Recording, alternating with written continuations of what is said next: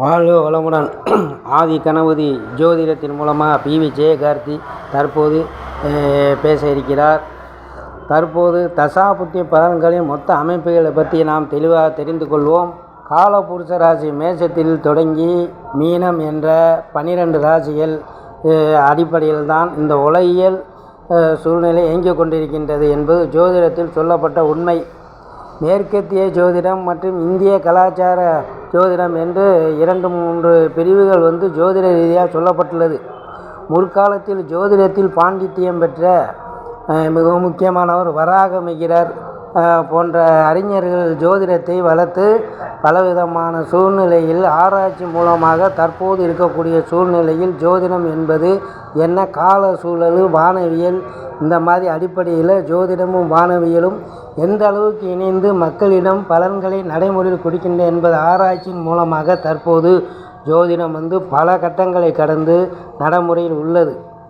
முற்காலத்தில் ஜோதிடத்தில் மிக முக்கியமாக நிமித்தகம் என்று சொல்லக்கூடிய ஒரு அமைப்பு இருந்தது. நிமித்தகம் என்றால் இயற்கையாக நடக்கக்கூடிய நிகழ்ச்சியின் அடிப்படையில் பலன்களை சொல்வது.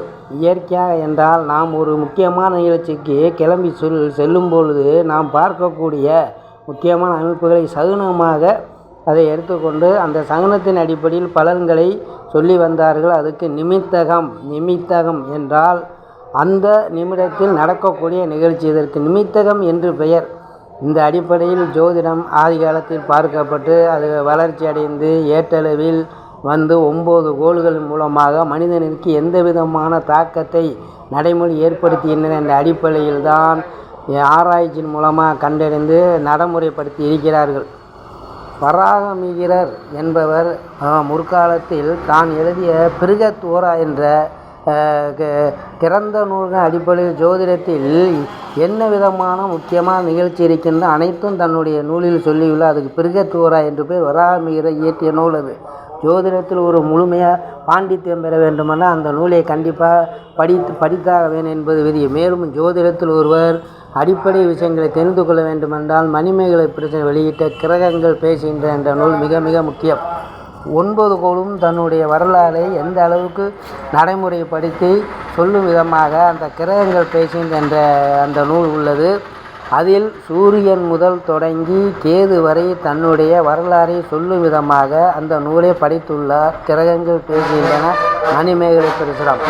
அந்த நூலும் லிப்கோ என்ற பதிப்பகத்தார் வெளியிட்ட குடும்ப ஜோதிடம் என்ற நூல் மிக மிக முக்கியம். அடிப்படை ஜோதிட விஷயங்கள் அனைத்தும் அந்த நூலில் இடம்பெற்றுள்ளன. எனவே வாசகர்களாகிய நீங்கள் கண்டிப்பாக மணிமேகலை பிரசுரம் இயற்றிய கிரகங்கள் பேசுகின்றன, பிருகத்வோரா மற்றும் லிப்கோ குடும்ப ஜோதிடம் ஆகியவற்றை வாங்கி கண்டிப்பாக படித்தீர்களானால் ஜோதிடத்தின் ரீதியாக ஒரு மிக முக்கியமான அடிப்படை விஷயங்கள் தெரிந்து கொள்ளலாம்.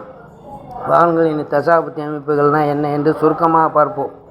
காலபுருஷ ராசி மேஷத்திலிருந்து தொடங்கி மீன வரை உள்ள 12 ராசிகளில் 27 நட்சத்திரங்களை அடக்கி 108 பாதமாக பிரித்து வந்துள்ளார்கள் என்று ஏற்கனவே நான் நிகழ்ச்சியில் சொல்லியுள்ளேன். இதில் ஒரு ராசிக்கு 9 பாதம் என்ற விதமாக 12 ராசி இருக்குது. 12 × 9 பெருக்கினீர்கள் என்றால் 108 பாதங்கள் வரும். 108 பாதங்களும் மேசம் முதல் மீன வரை 12 ராசிகளில் அடைக்கப்பட்டிருக்கின்றன.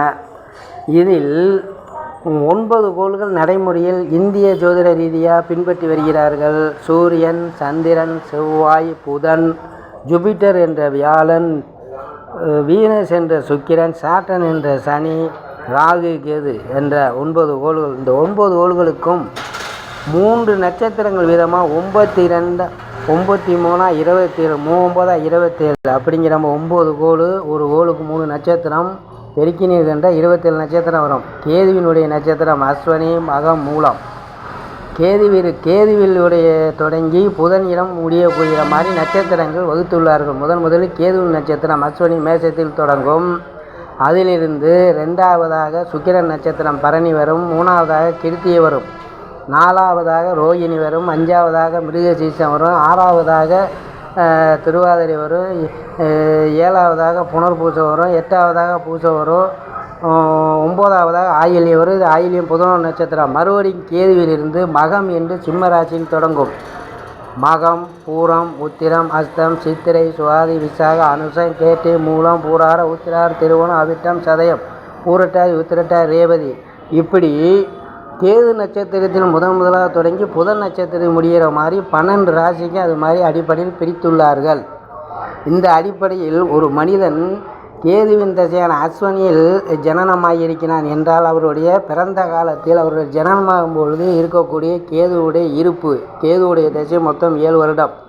9 கோளிருக்கும் தசா இருப்பு எவ்வளோ என்று தற்போது சொல்லிவிடுகிறேன். கேதுவிற்கு 7 வருடம், சுக்கிரனுக்கு 20 வருடம், சூரியனிற்கு 6 வருடம், சந்திரனிற்கு 10 வருடம், செவ்வாய்க்கு 7 வருடம், ராகுவிற்கு 18 வருடம், குருவிற்கு 16 வருடம், சனி பகவான் 19 வருடம், புத பகவானிற்கு 17 வருடம். 9 கோள்களின் தசா புத்திகளை, அதாவது 9 கோள்களின் தசை மொத்தமாக கூட்டினால் 120 என்று வரும். ஒரு மனிதன் 120 வருடம் வாழ்ந்ததில்லை என்று குறிப்பிட்டு சொல்வார்கள் ஜோதிட ரீதியாக. எனவே ஒருவர் ஜனனமாகக்கூடிய நட்சத்திரம் கேதுவின் நட்சத்திரமான அஸ்வனியோ மகமாவோ மூலமாவோ இருந்தால் அது 7 வருடம் மொத்தம். அதில் அவர் பிறந்த டயத்தில் எத்தனை இருப்புன்னு சொல்லி செல்லிருப்பு போக கணக்கிட்டு அதிலிருந்து 2வது தசை சுக்கிரனோட தசை, 3வது தசை சூரியனோட தசை, 4வது தசை சந்திர தசை என்று வரிசையாக அடிப்படையாக வரும். இதற்கு தசா புத்தி பலன்கள் என்று பெயர். பிறக்கும்போது சூரியன் அடிப்படை கணிக்கக்கூடியது லக்கணம். லக்கணம் என்பது விதி. சந்திரன் பிறக்கும்போது எந்த ராசியில் இடம்பெற்றிருக்கிறாரோ அதற்கு பேர் ஜனன ராசி, ஜென்ம ராசி. சந்திரா லக்கணம் என்று அந்த சந்திரன் இடம்பெற்றுள்ள ராசிக்கு சொல்வார்கள். இப்படியாக நாம் பார்க்கலாம். மேலும் மிக விரிவான பலன்கள் அடுத்த ஒரு எபிசோடுகளில் சொல்ல இருக்கின்றேன். வாழ்க வளமுடன். என்னுடைய ஆதி கணபதி ஜோதிடர் என்ற யூடியூப் சேனலை சப்ஸ்கிரைப் செய்யாதவர்கள் செய்து கொள்ளுங்கள். மேலும் பல நிகழ்ச்சி வர இருக்கின்றன. வாழ்க வளமுடன்.